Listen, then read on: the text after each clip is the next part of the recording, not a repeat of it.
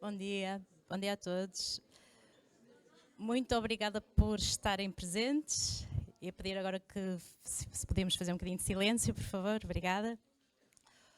Ora, muito bem. Após 3 sessões de cinema de animação que aconteceram já aqui neste auditório, em outubro, com aqui a colaboração e a organização do CINANIMA, hoje temos preparados para vocês uma Masterclass com um realizador de cinema de animação da Estónia, que dentro de momentos vamos apresentar, mas sem antes queria dizer que está neste momento a acontecer o Festival de Cinema Internacional de Animação em Espinho, CINANIMA, e eu gostava de pedir à Cristina o favor de vos vir de cá só dizer umas palavras sobre aquilo que está a acontecer agora no festival. Cristina Novo, muito obrigada.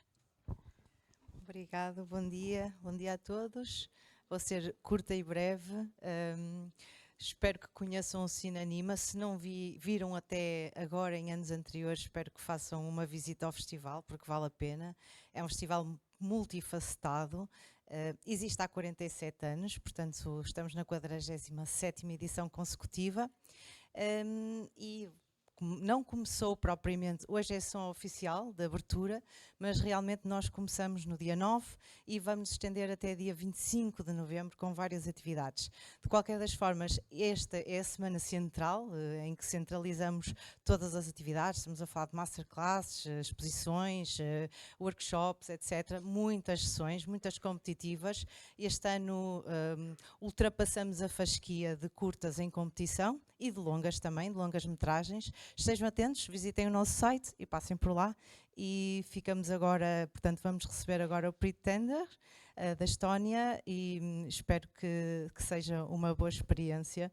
I would like to speak also in English, because we are an international animated film festival.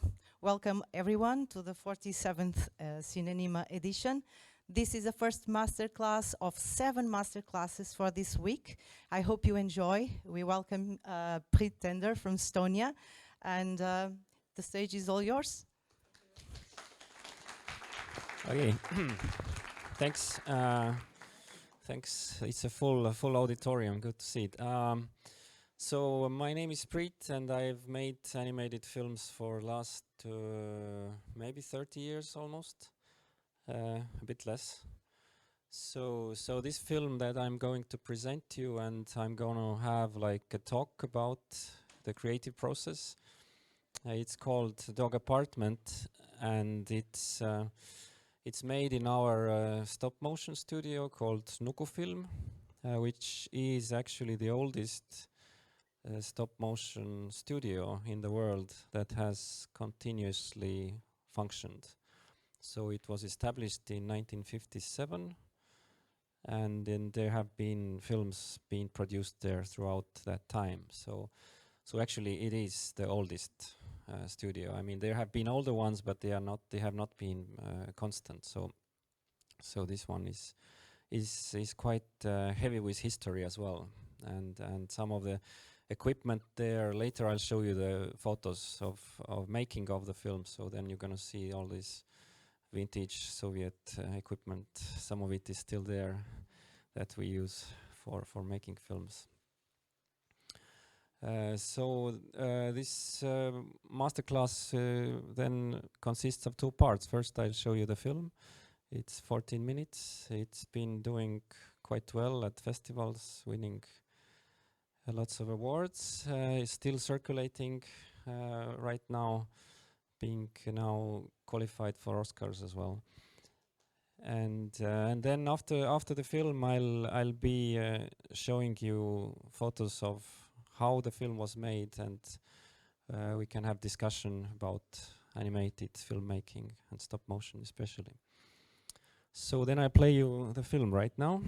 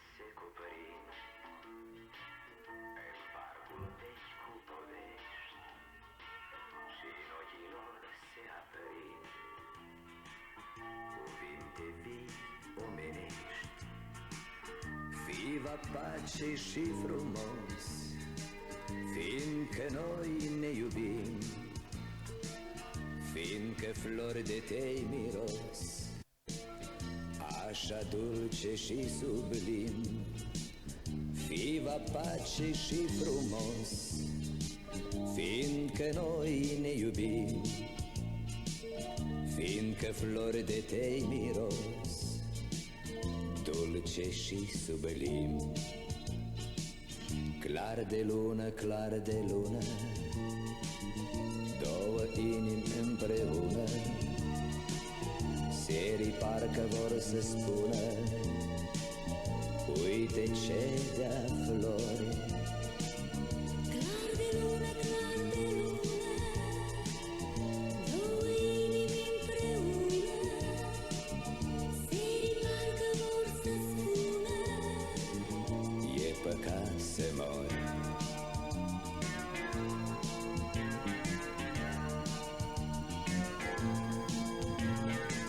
Doi tineri azi pe cărări, de mare dor fremătând, își dau mereu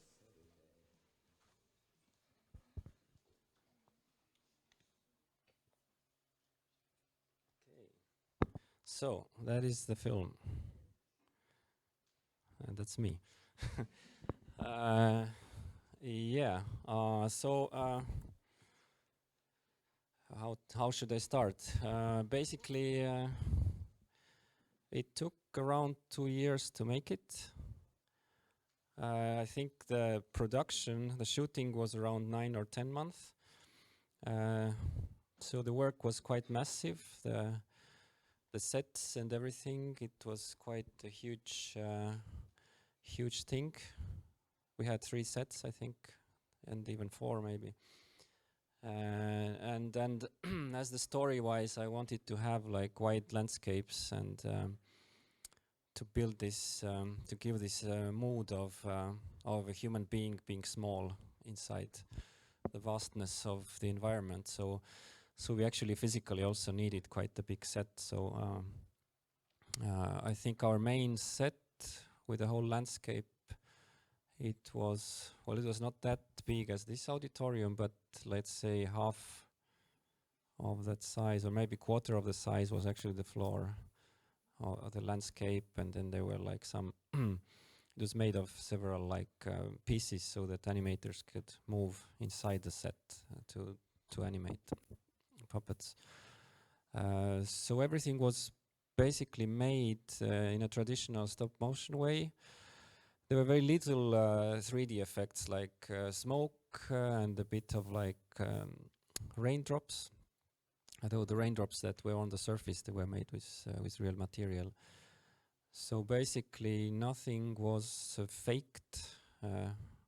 I know that sometimes people have asked that, okay, this apartment that was probably 3D, you know, made some special effects, but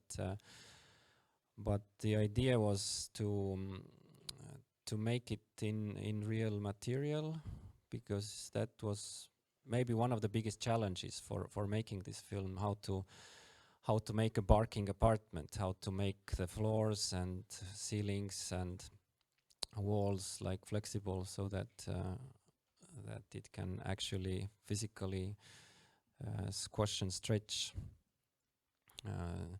So as I have done a lot of 2D animation, then it's like a well-known word combination in 2D, squash and stretch, and it's very easy to do there, to morph the characters, you know, make them bounce. But when we come to stop motion, then squash and stretch becomes very problematic term. But for me, coming from 2D, I was especially interested and intrigued. Okay, let's do it with real materials. And then we invented a lot of complicated but very interesting ways to make it happen, actually. So I have gathered like quite a photo gallery of images that I was almost every day when going to shoot. I made some photos, and then I had like like a collection of them where I tried to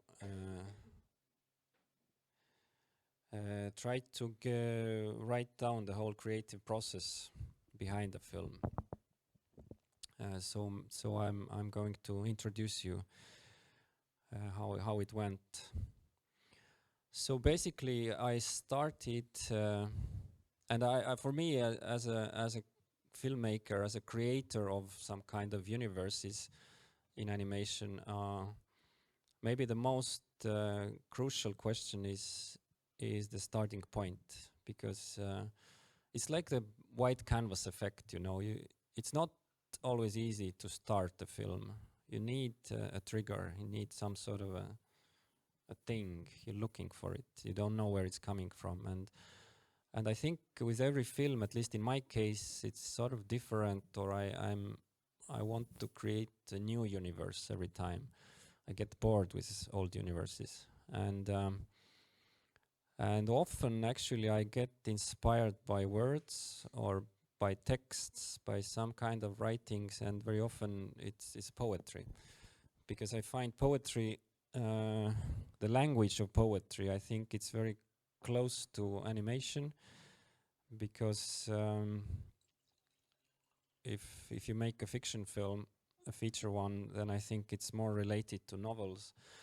But if we talk about short films and animation especially, I think poetry is the most relevant literary form that corresponds to it.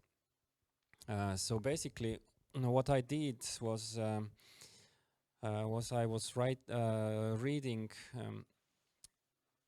There was this well-known Estonian surrealist poet called Andres Ehin, and actually he had a poem called "Dog Apartment," to be a dog apartment. And then my basic idea, okay, I have a yes, here is the text that was the inspiration for it. I never used any text in the film, as you saw, but I was inspired by that text to create that universe, to be a dog apartment. To be a dog apartment with 3 barking rooms, with a snout bathroom, where one tap dribbles cold and the other hot slobber. To be a dog apartment with floors that howl towards moon-yellow ceiling lamps at nights. To be a dog apartment that detests the smell of cats. To be a dog apartment whose sofa hairs bristle up even at the stench of distant felines. So that for me was the trigger for the film. Because in a way, reading the text, I started to visualize it. You get some kind of images, pictures. And I was just thinking, okay, what should be a dog apartment like? What should be the world of dog apartment like? And basically it started to build up from there. I started to construct the whole universe from it. And like in this poem, there is no main character. There's just a description of an apartment. And then I invented the main character who takes care of this apartment.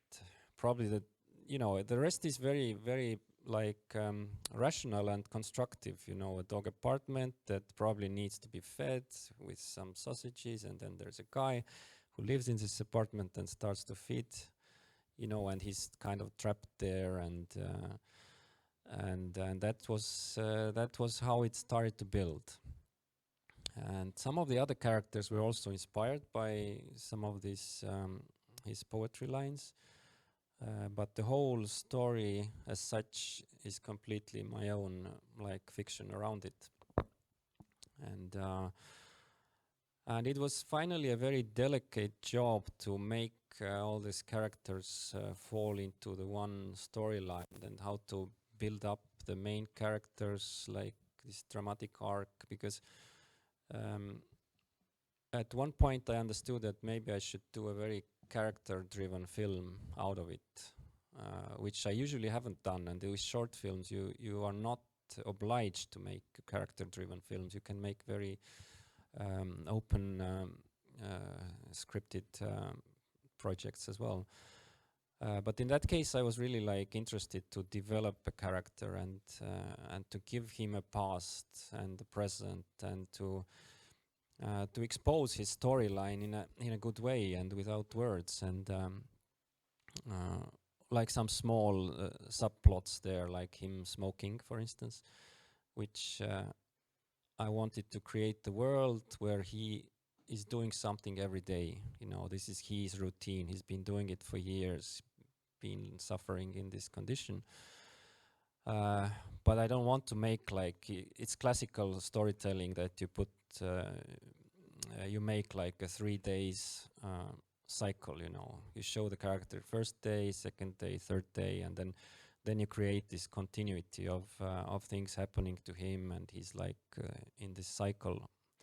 So, but I was I didn't want to make a film so long, so I wanted to show it in 1 day.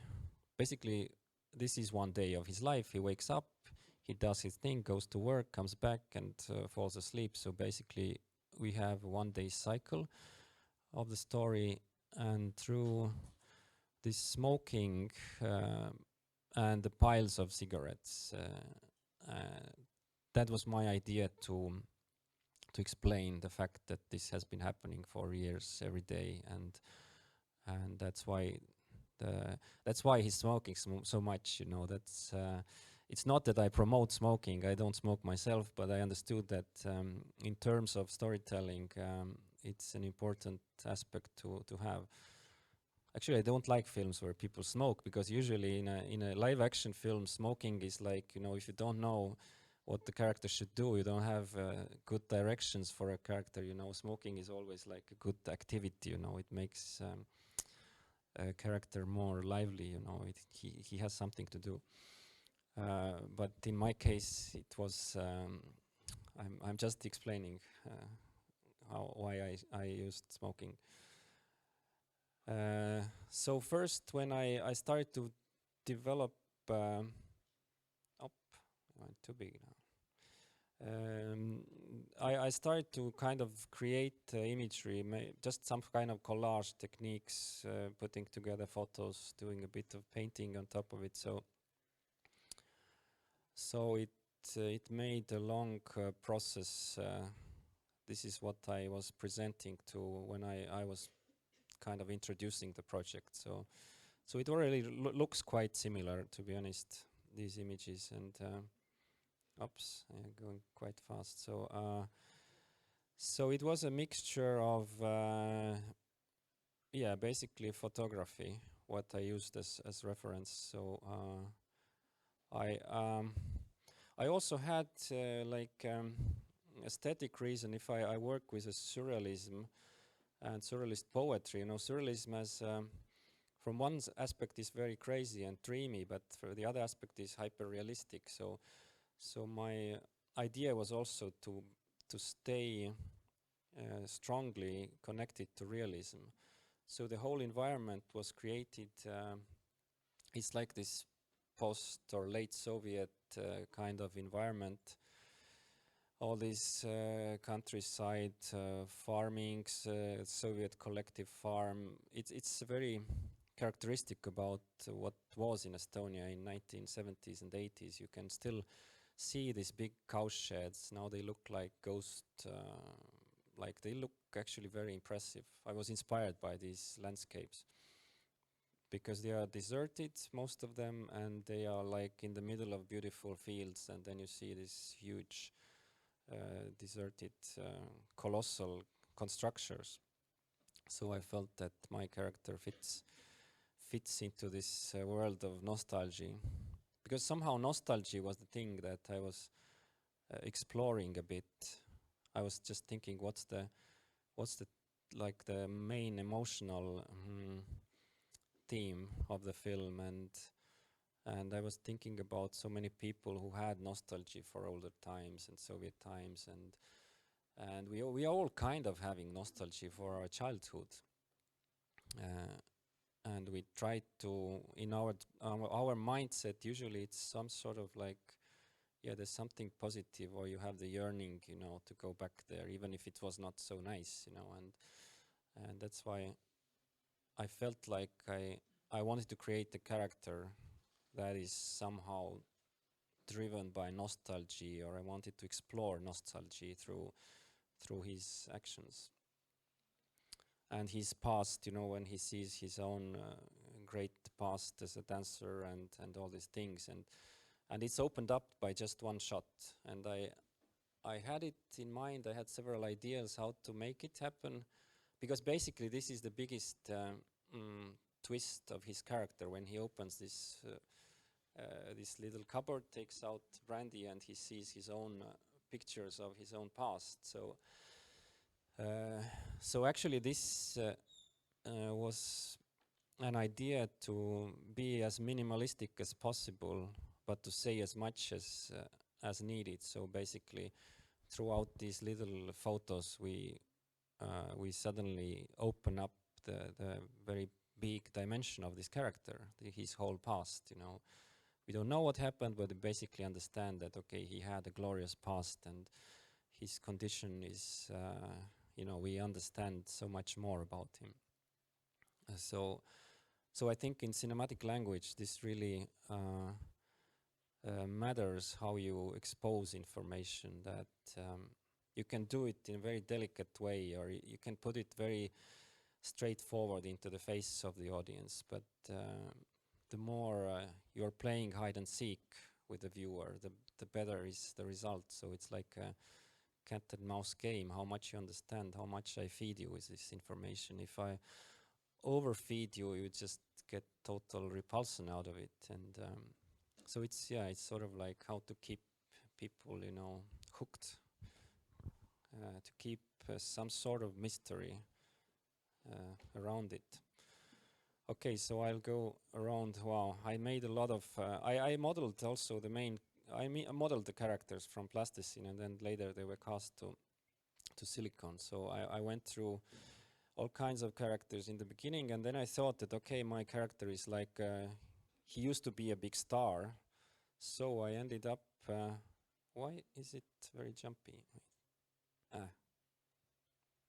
Okay, so then I found a very good character, Serge Gainsbourg, the French famous singer and actor. And the good thing is also, like, for modeling, you need the perfect, you know, frontal and the perfect profile image. And then as he was arrested for some, I don't know, being drunk or drugged, I don't know why he was arrested, but then they have these perfect images, so it's easy to model.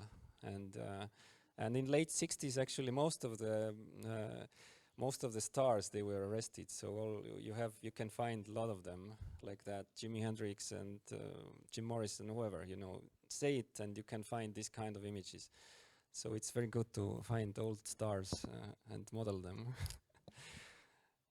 So yeah, there is a definite similarity, and some people actually who have seen the film, they ask me, "Oh, was this Serge Gainsbourg?" And I'm quite surprised that they recognized it, because it's been a while from his death already. So yeah, then I went more with a realistic. Okay, maybe I should make it smaller.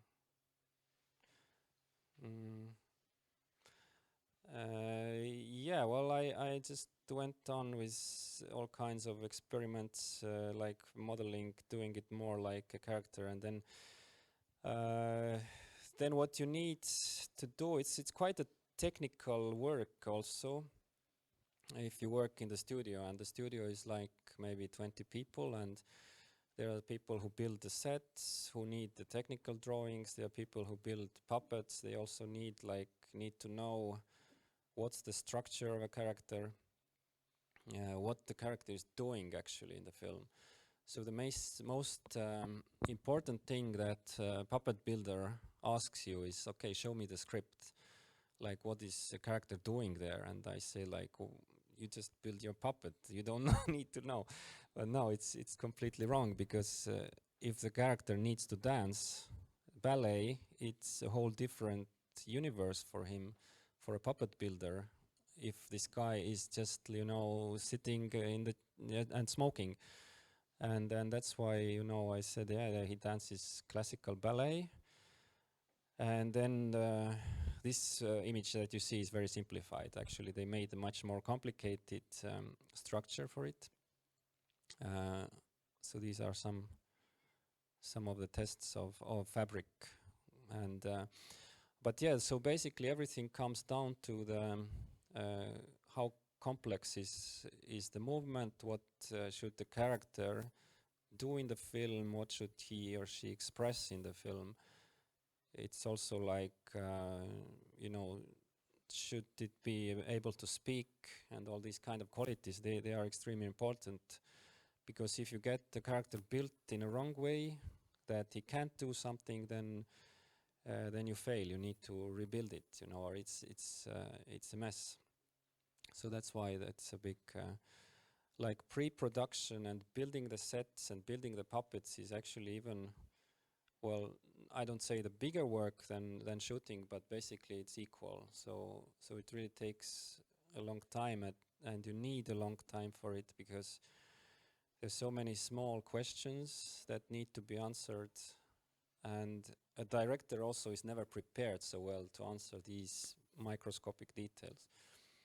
Like, for instance, what this guy should wear. I wanted something elegant, a little bit glossy, because he was kind of a star, and then we went through finding these fabrics, because the problem, like, as now we have image of the fabric, so the problem is like, okay, I want to have like an elegant suit, but the thing is the character is like 10 or 15 times smaller than the real character, which means that the fabric that we are wearing does not have this structure. It should be like 10 times smaller, and if it's so rough, then it looks like, it's like bags. You can't have this fabric, so you need to find as delicate fabric as possible, and that's also a problem, because we don't make fabrics. We need to find them, and that's quite a difficult task.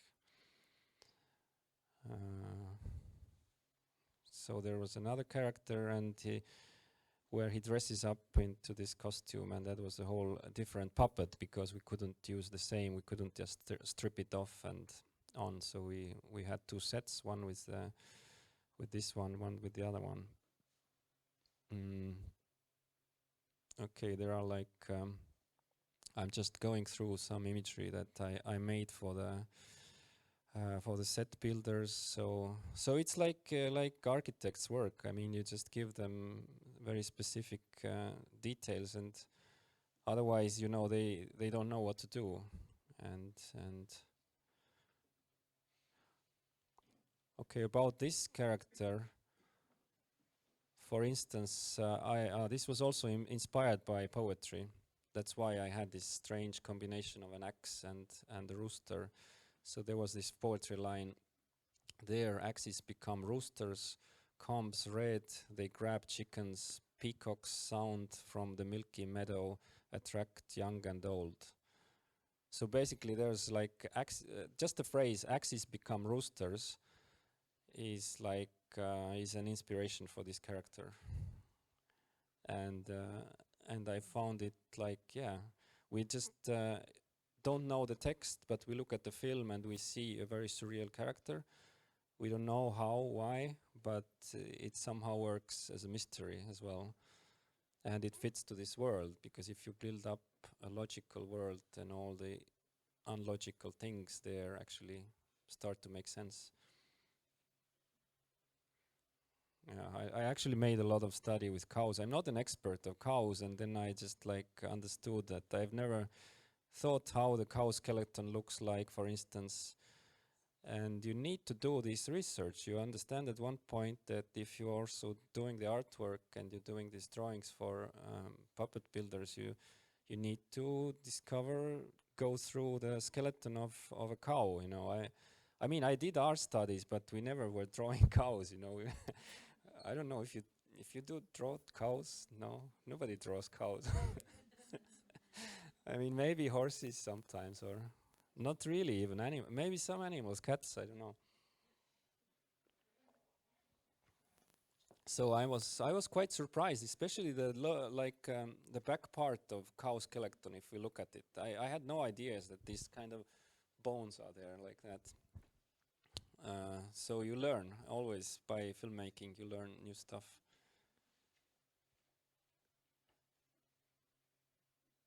What happened? Ah, maybe I got out of it. I think that was the first. So.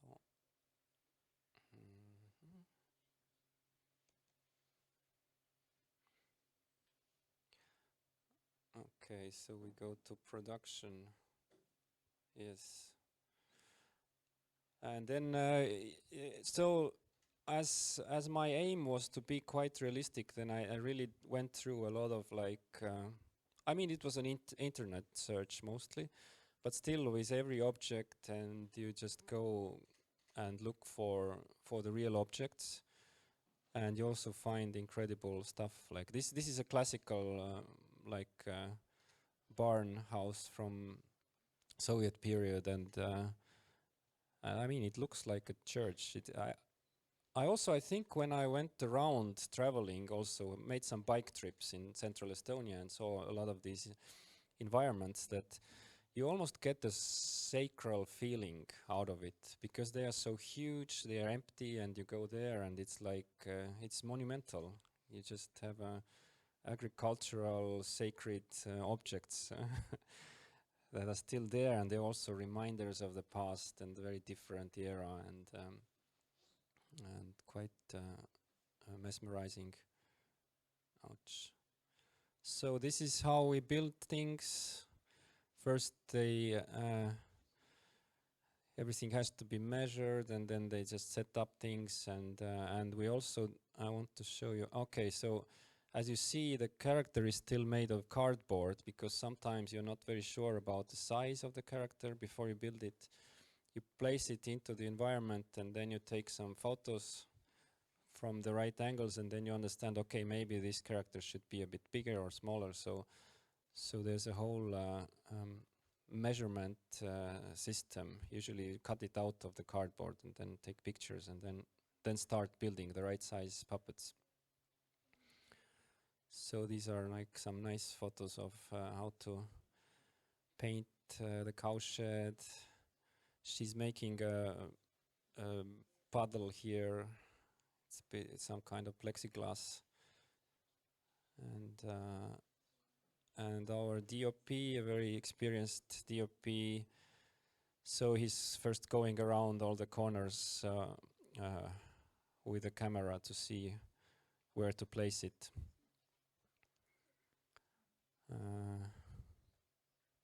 Oops, damn it.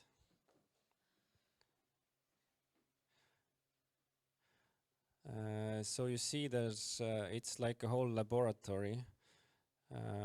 When you place the camera here, it's like a slider where the camera is placed. So shooting the dance scene was pretty complicated, because the camera was also often moving. And some people have asked, especially about the dance scene. We had this discussion here, like how it looks the way it looks, and then basically we had the reference. I'll show you the dance reference. So we had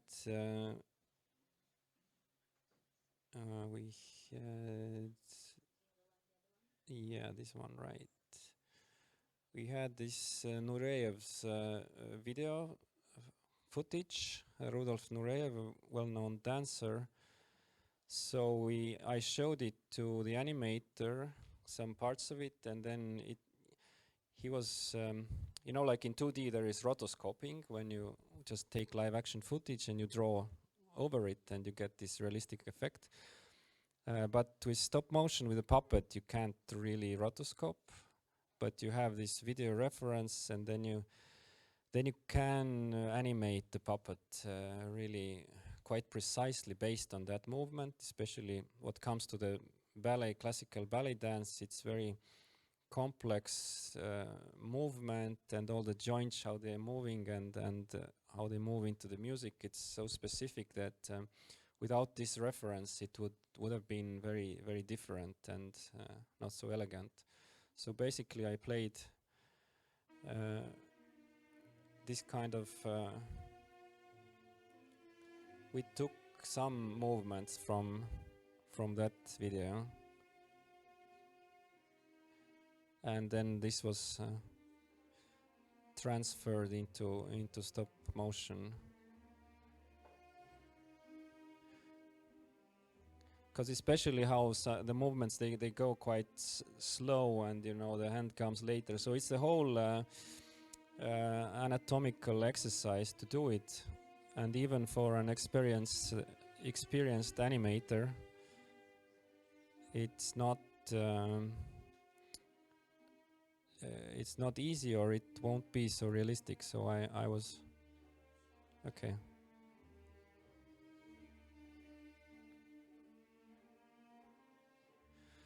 And especially this rhythm or some kind of slowness, you know, that goes through the music. That's I think essential to have this reference, and that makes the dance also look, also dreamlike or fairy tale-like. So I wanted to have the moment of sort of unreal beauty there, so-called, that contradicts this tough world of, you know, raining all the time and your apartment barking at you. So it had to be as beautiful as possible to make the magic happen.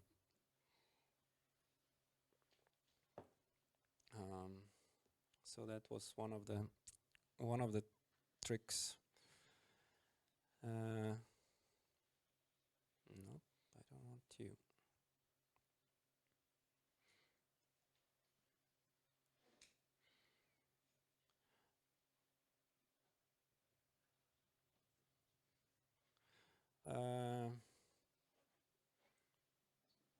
Should I make it somehow smaller?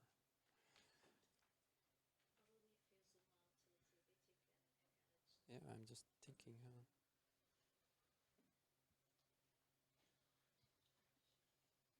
No, this makes it bigger.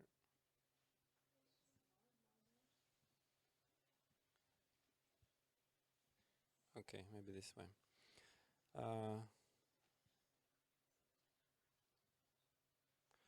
So that's the animator. He's looking at the video reference here, and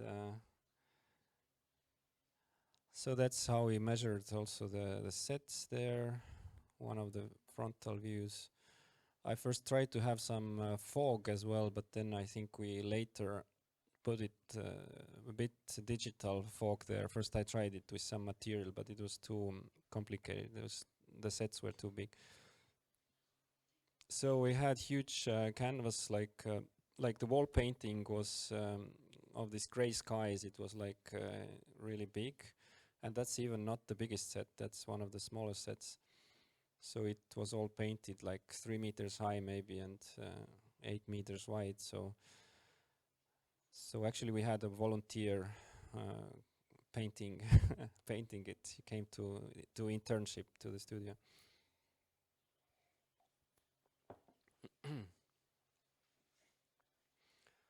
So this is also part of the animation work. So if you want to find job, then you should maybe learn how to weld, because Mait, our set builder, he's like head of this set building department. So he's welding here. I think for this parking apartment, he needed to use what you use for lifting the car. Basically, we had this equipment that when it was under the floor. So to make the floor jump, we needed this kind of system. Then you can use this make roll, and then make one turn, then make a picture, another turn, a picture. So you can measure the movements.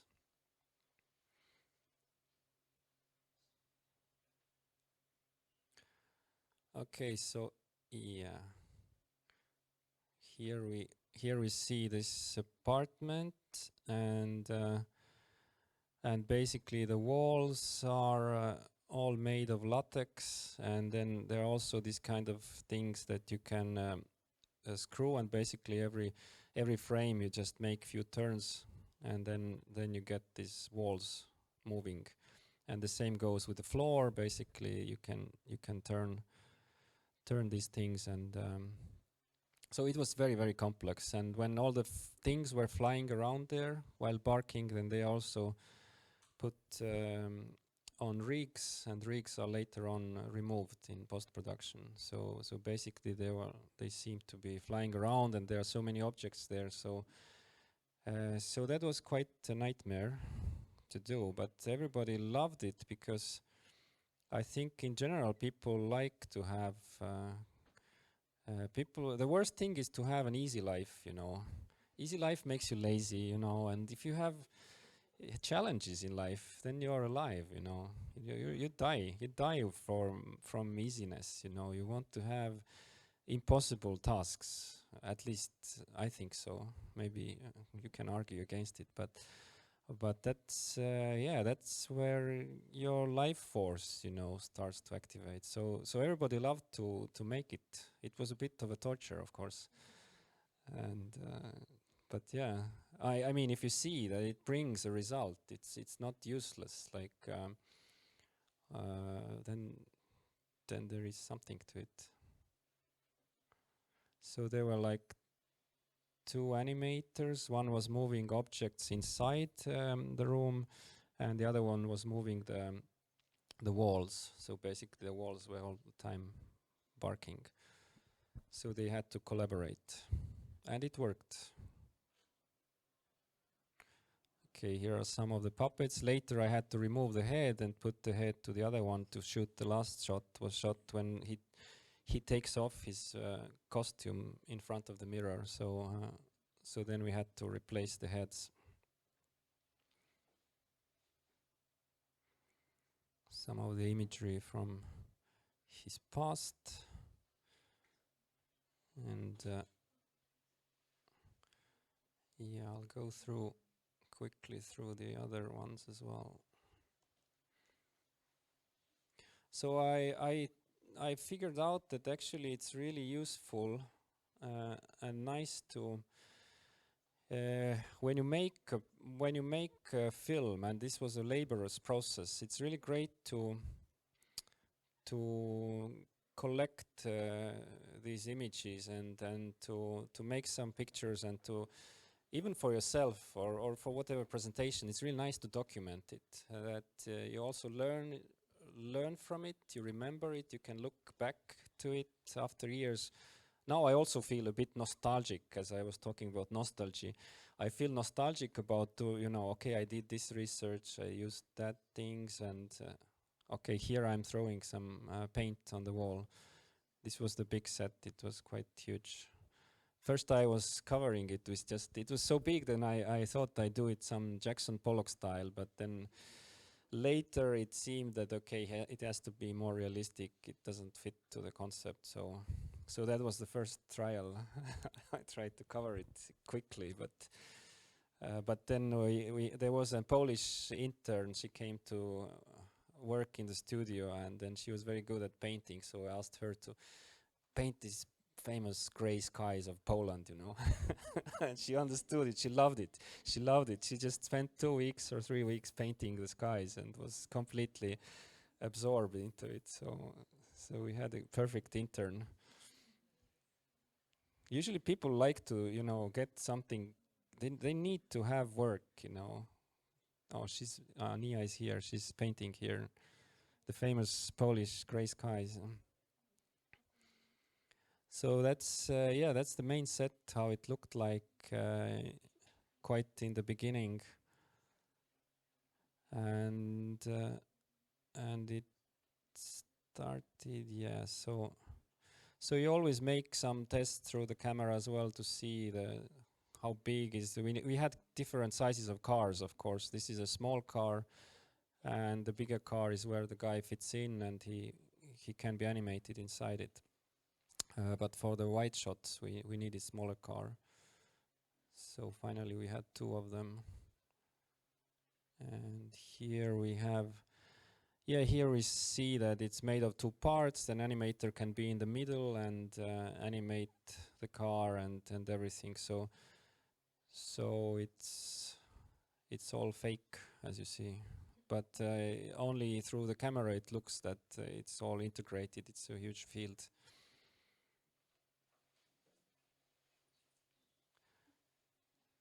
So one of my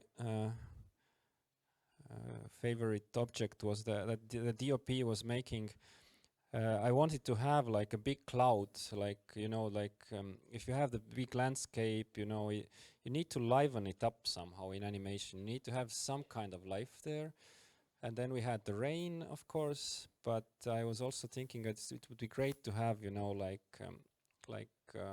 clouds. When clouds move over the landscape, they have these shadows, and then he had this this object here is the cloud, and there is this measurement on the second picture how every frame was one of these little maybe 1 millimeter, and then he had to turn this huge cloud, and as the shot was long, it was like I think 45 seconds.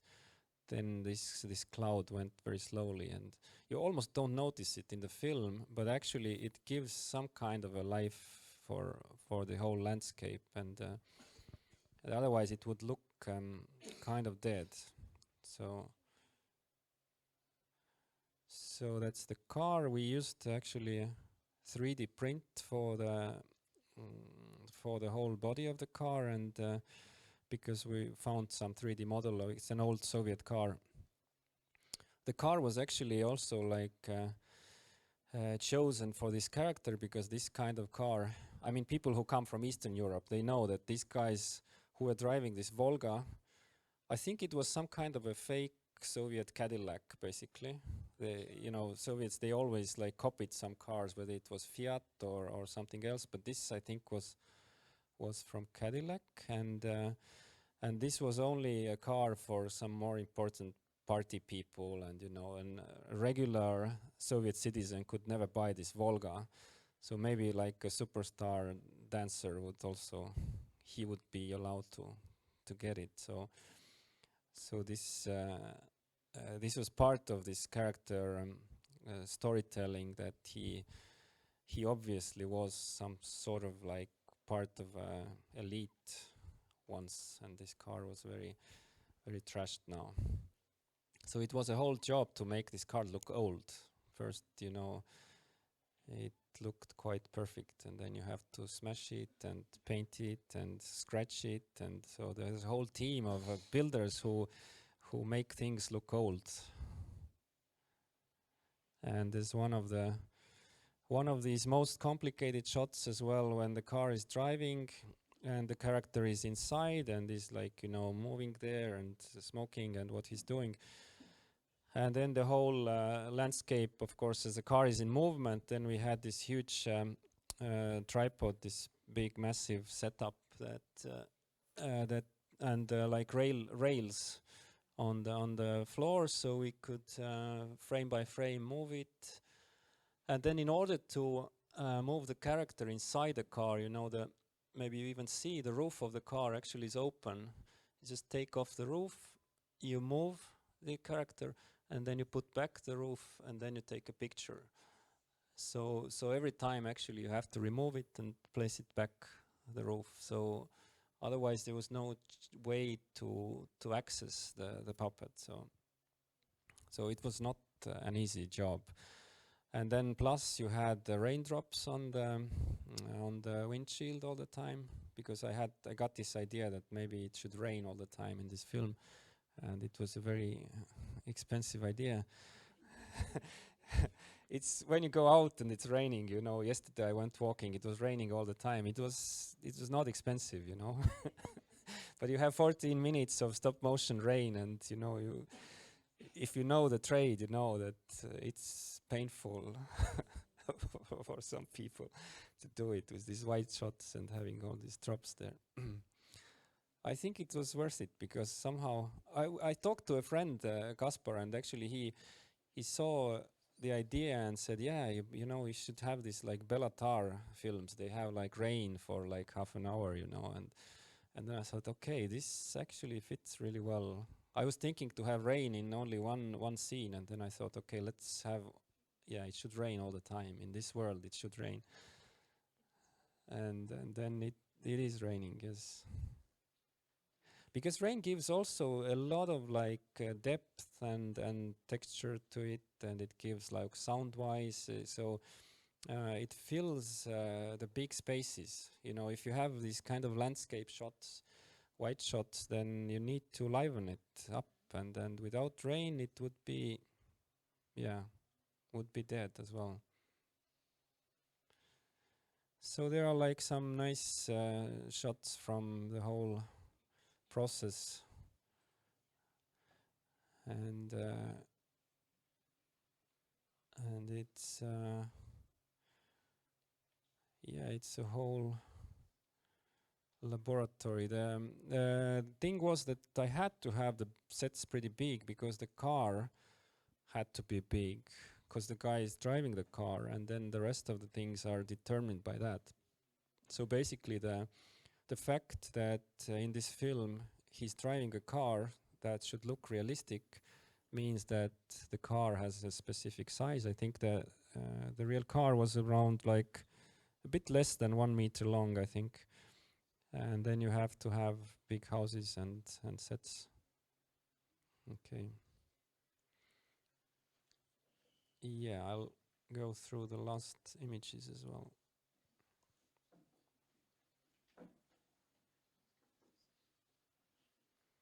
Okay, there are some nice footage from making of the house here. That was the big house, and there was also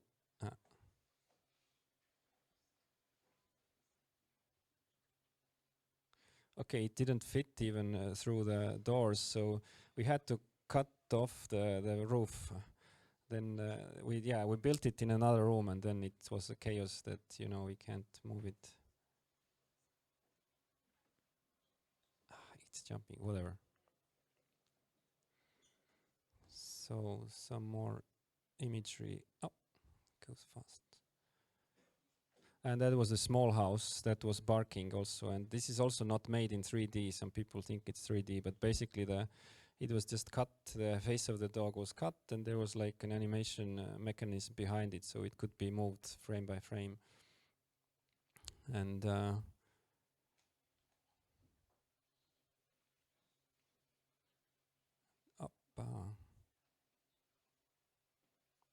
there's some image from the corridor even. And finally, we had some photos from the music studio. They played. I mean, we used an orchestra piece for the Swan's Lake. The music there is a Swan's Lake, and then we recorded piano and cello, just as an extra, because the butcher was playing himself this kind of cello-like instrument. So we needed cello and added some piano there as well. And there's a composer who's conducting them, and some set, and I think here is the last little shot from the editing room where the actor, we had an actor because the main character, you know, not to be completely dead, he's doing some sort of like some sort of sounds, but I think in animation it's also very what I've learned, it's very delicate, the topic of giving a voice to a character, because if he's not speaking, and mostly then he's still alive, or if you put zero voiceover to him, zero voice or sound, then he looks dead. But if you put very like cliche, like overacted things there, then it looks very cheap. So in a way, it's a big balance for me how to use voiceover on top of a character that is not speaking, and then you just try to make it somehow that is not very visible, but it's somehow there. Even like breathings or some kind of, you know, sounds, they feel, for me, they have a better taste than just this very cartoonish like sounds.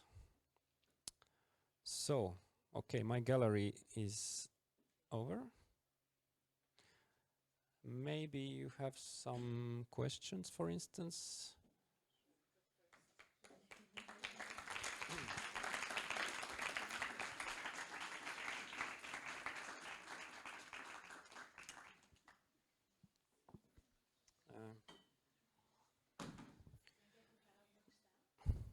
I have a question. Did you get scared now to see how much work can be done with a short animated film? Yes, I'm sorry that I made you scared. So it can be done with less work also. Others. It's hard to even say who. Yeah, I mean they do work full time. But it's not like, I mean, they have also other films in production. So in a way, when they shoot my film, they are already, you know, preparing the other one, doing the pre-production. So I think around 15, 20 people work in the studio, and they do all the films basically. And it depends. Sometimes there's more work, less work. They hire more people, or they, you know, it's a bit flexible too. But I think the main people who work there for building the sets, building the puppets and animating, it's important to keep them working, you know. If you can't just hire and fire them, because I mean, you can fire them technically, but then they don't come back and you don't get these people. They don't walk around the streets, you know, they don't grow like mushrooms.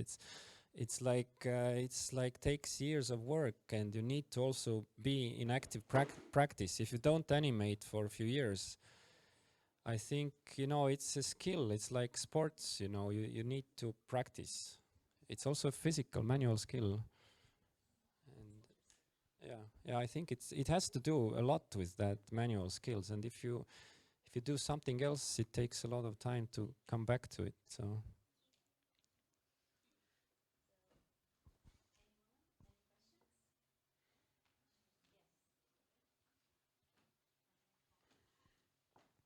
Eu tenho uma pergunta, só que como é em inglês. Deixa eu pôr a pergunta. Perguntas por mim. Se faz favor. Pergunta-lhe, se faz favor. Okay, hello. Can you hear me? Yes. All right. The question it doesn't have to do with the film, but I have a colleague here that was wondering when you like started in doing animation like 3 years ago, but when or how did you get in the animation industry? Like, what was your way? Not your way, but like, how did you enter the industry?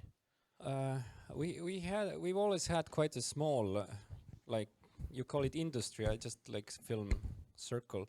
So basically, when I went there was even no school. I studied arts, and then actually my classmate's father was our best-known animator, Priit Tender, and he invited me to work for his film. When I graduated art studies, then I started to make backgrounds for his film.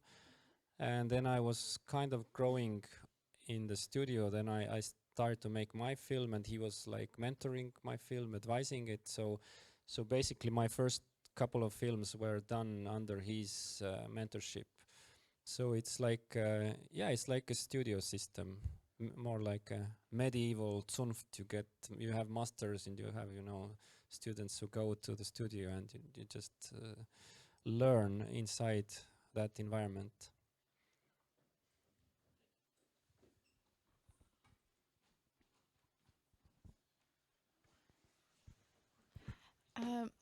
Yeah, I imagine that making the film is quite a lot of trial and error and mistakes and accidents. And I just wanted to ask, what is a mistake or a happy accident that happened that you're kind of happy that happened and worked out, better than maybe if it would be planned. With this film, right? Yeah. Mm.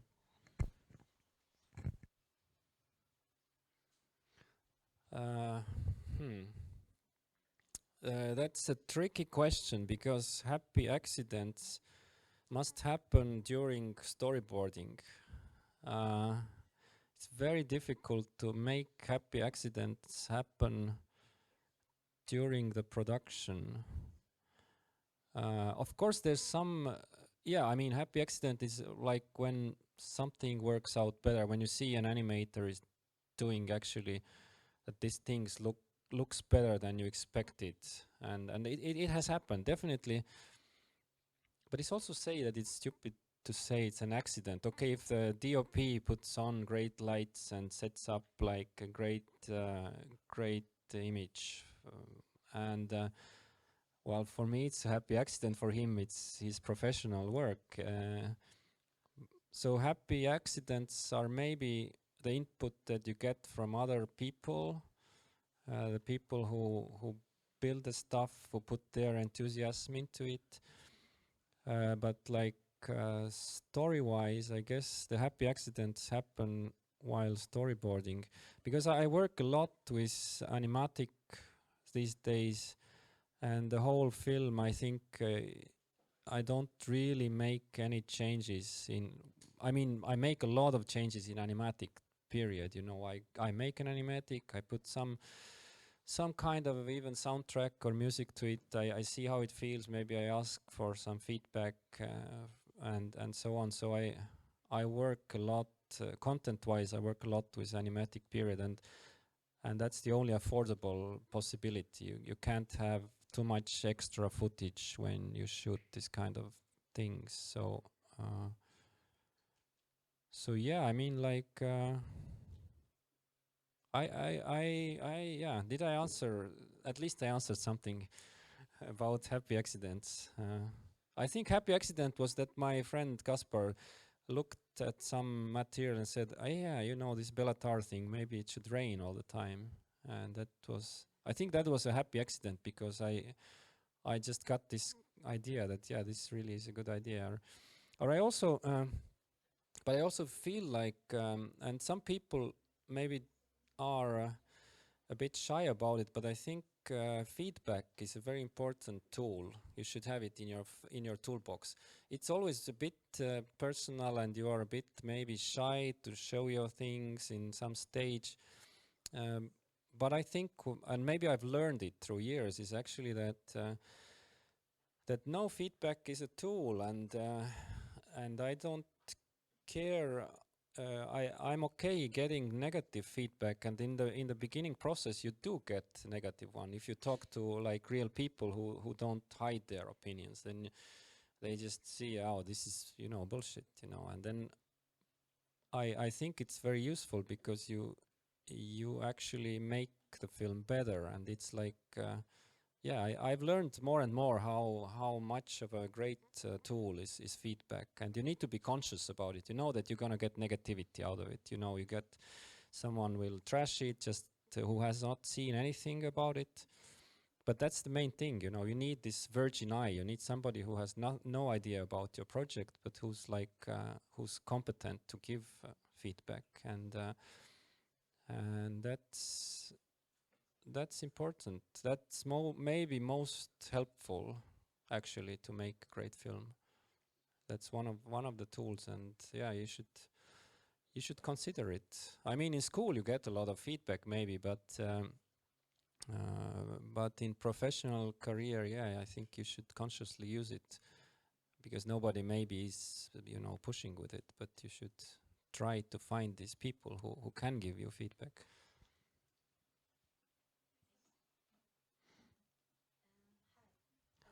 First, I really loved your short movie, and I wanted to ask you about, well, you're a creator, so probably you felt stuck a lot of times with how do you make an idea happen? It's always from poetry, as you said, or do you have any kind of process that when you finish a big project, it ends and you're like, what I'm going to do next?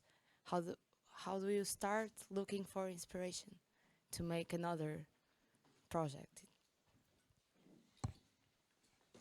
That's a good question. I actually have made many films, and they're always a bit different, I would say.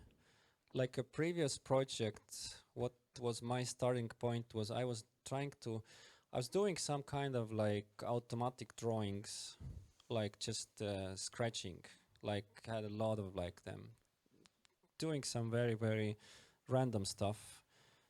So I just had this method that, okay, I'll use, it's also kind of a surrealist technique, I guess, but I was doing a lot of like drawings, really sketchy, really random, and playing around and not thinking much. And then I took this pile of drawings and started to take some elements, take some characters from it. So I built some kind of a world out of it, and then somehow a story developed through these characters.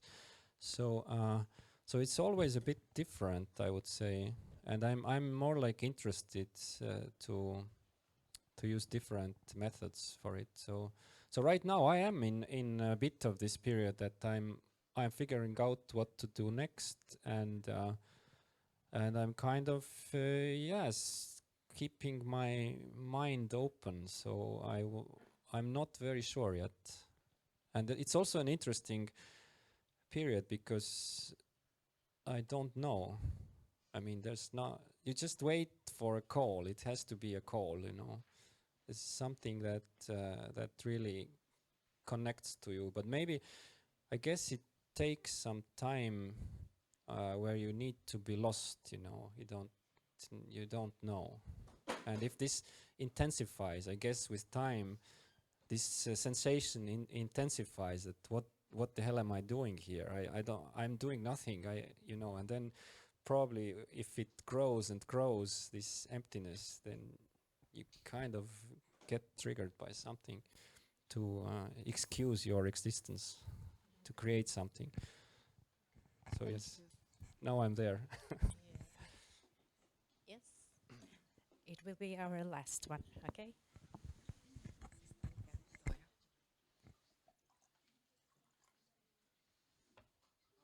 Where did you get the idea for the main character's suit, like the suit where he's all covered up? Because I think it's a really cool design. Yeah, some have referred that it looks like BDSM costume, but actually it doesn't, or it does. But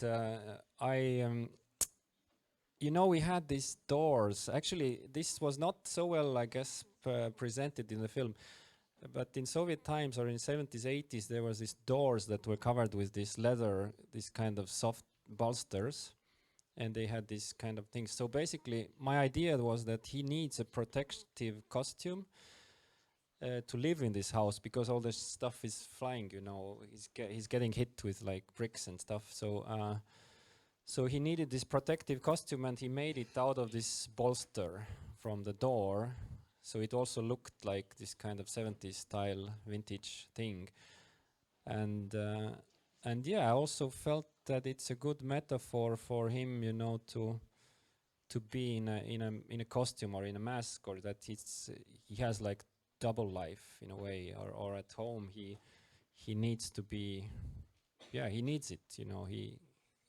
It also makes his condition stronger, that he is really in trouble in this place, you know, and he needs to have, it's like you know, you're in a war zone, you need to wear like bulletproof vests. So that was my idea, but I don't know, the design was just coming out of some surreal ideas that I actually started with this design. The fact that he looks human and he looks like Serge Gainsbourg is like came later. Originally, I thought that maybe he's mostly in this costume, and then I thought maybe it's stronger than it's just a costume.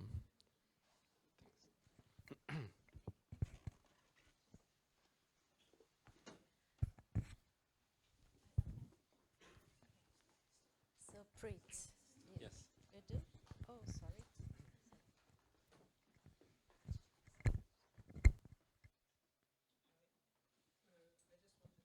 Why did you choose to make this project in stop motion, since you are a 2D animator too? I have done stop motion as well. I've been directing some series there. I made my own stop motion film, but it was 20 years ago. I made it there as well. So I have done few things there, and I felt like,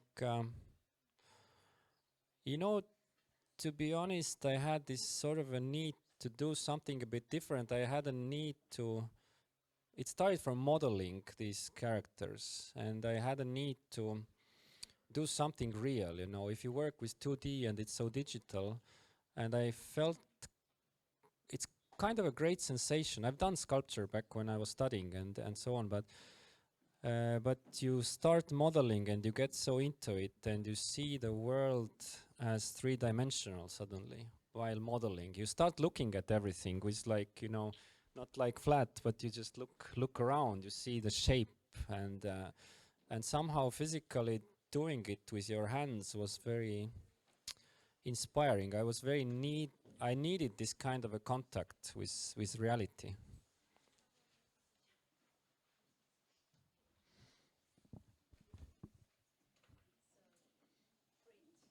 Yes. Thank you very much. Thanks.